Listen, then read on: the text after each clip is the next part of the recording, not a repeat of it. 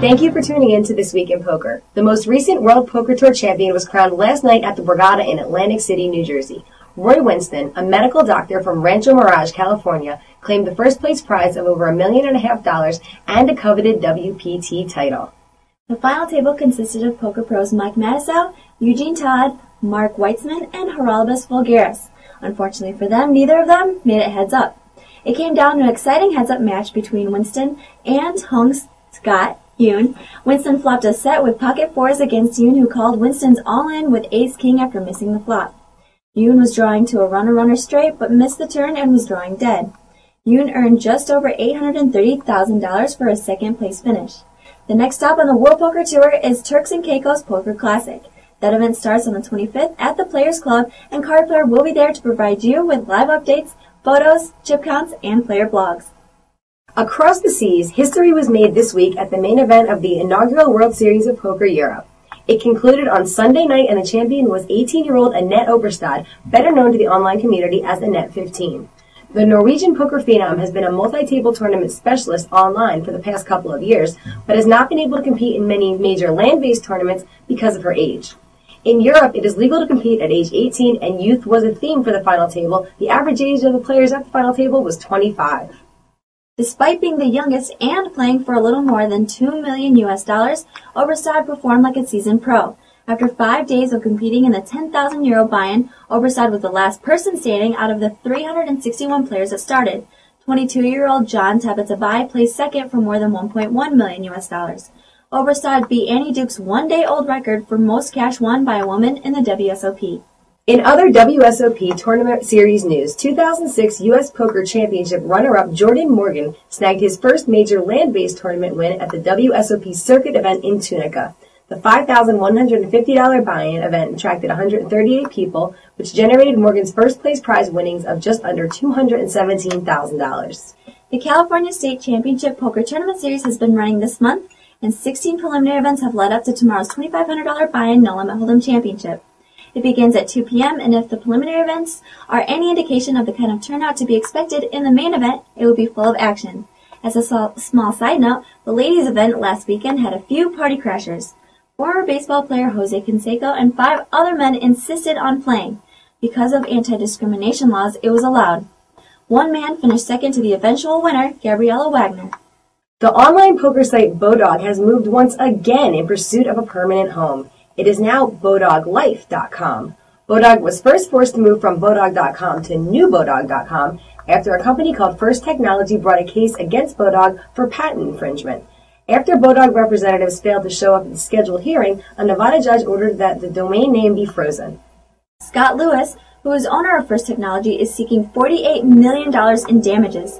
Bodog CEO and founder Kelvin Ayre has made it clear that he will not pay, and in a message to his customers he said, "Although the Bodog address is changing for good, this is the bottom line. At Bodog, it's business as usual. Same great site, just a new web address." Another online poker giant, PokerStars, continues the World Championship of Online Poker. 9 of the 22 preliminary events have been completed. So far, there have been a total of nearly 20,000 entrants, and $1.2 million in prize money has been awarded. The biggest event so far was event number 5, a $530 buy-in No Limit Hold'em event. 6,025 entrants generated a total prize pool of more than $3 million. AB Elusive took the hefty first-place prize of just under $400,000. It was also one of the longest tournaments in PokerStars history, lasting more than 20 hours.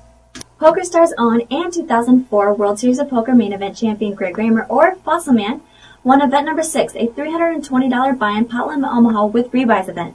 Raymer defeated 772 players to snag the swollen first-place prize of more than $168,000. Other online poker superstars, like Matt Choppy K and Chad Lil Hold'em 954 Batista, have also made final tables and are looking to win a title. They have 13 more preliminary events to try and do so, including the $320 buy-in No Limit Hold'em and $250 buy-in Raz events that both begin today. The 2000 buy-in No Limit Hold'em main event is scheduled for September 30th at 4:30 p.m. Eastern Time. In other PokerStars news, the site has added 4 more professional players to Team PokerStars. Canadian Tuan Lam, South African Raymond Rame, Italian Dario Miniari, and American Havad Khan. Lam, Rame, and Khan were all World Series of Poker main event final table participants this year. Lam was the runner-up to WSOP champion Jerry Yang.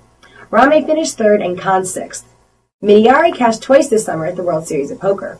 He also finished 3rd in an EPT event in 2006, but might be best known on PokerStars for buying a Porsche with his frequent player points. The Heartland Poker Tour stopped in Walker, Minnesota at the Northern Lights Casino and crowned another winner. Mark Sandness, a self-employed owner and manager of investment real estate, defeated a field of 136 players to win his chunk of the nearly $192,000 prize pool, which amounted to more than $53,000. In addition to the money, Sandness was also awarded a $3,000 HPT Championship Open tournament seat package. The next HPT stop is scheduled for the Golden Gates Casino in Black Hawk, Colorado. The qualifiers begin on October 1st and the main event is October 12th to the 14th. Because of Colorado law, players will not be allowed to buy into the main event directly. Players must obtain an entry through a qualifier. For more information on upcoming events, visit the Heartland Poker Tour website. In legal news, the Poker Players Alliance has launched a poker initiative in Kentucky in hopes that members and fans alike will band together and demand card rooms be allowed in their state. Republican Ernie Fletcher, the current governor, is so against the gambling industry that he went campaigning throughout the state on a no casinos tour. His opponent, Democrat Steve Beshear, promises that if elected, he will let voters decide whether or not casinos should be allowed in the state. The PPA is determined to put pressure on local state levels to convince elected officials to protect poker. Popular poker professional Sean Sheikhan is facing deportation back to Iran. This is because of a 1995 conviction of misdemeanor sexual battery charges for which he has already served more than 9 months in prison. In addition to jail time, Sheikhan was put on probation for 5 years. The U.S. Immigration and Customs Enforcement Agency, also known as ICE, actively searches for foreign nationals who were convicted of sexual crimes against children and then tries to get them deported. According to Sheikhan's lawyer, David Chesnoff, the child in this case was a 17-year-old girl that Sheikhan knew when he was in his early 20s. Sheikhan was arrested at his Las Vegas home on August 30th and held for 5 days at the North Las Vegas Detention Center before Chesnoff and his legal team could get him released on a $10,000 bond. ICE wanted to hold Sheikhan until his deportation hearing and even filed paperwork to prevent his release. Luckily for Sheikhan, a federal judge permitted his bail. The 38-year-old Sheikhan immigrated to the United States when he was 9. He has a small child and is married to an American-born woman. This is irrelevant to ICE, and it is clear that the organization wants him out of the country. And that sums up This Week in Poker. I'm Lizzie Harrison. And I'm Christy Arnett for Card Player TV.